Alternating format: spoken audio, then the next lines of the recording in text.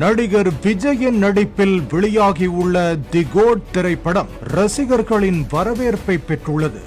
விஜய் படத்தை பார்க்காமலேயே விமர்சிக்கும் ஹேட்டர்ஸ்களையும் திருப்திப்படுத்தும் விதமாக இயக்குனர் வெங்கட் பிரபு சாமர்த்தியமாகவும் ஜனரஞ்சகமாகவும் காட்சிகளை வைத்திருப்பதாக ரசிகர்கள் கொண்டாடி வருகின்றனர்.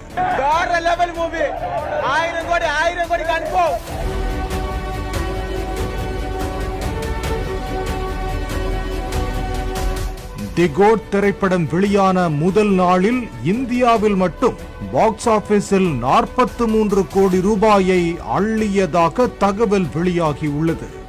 உலகம் முழுவதும் ஒரே நாளில் 126.32 கோடி ரூபாயை அள்ளியதாக தயாரிப்பாளர் அர்ச்சனா கல்பாத்தி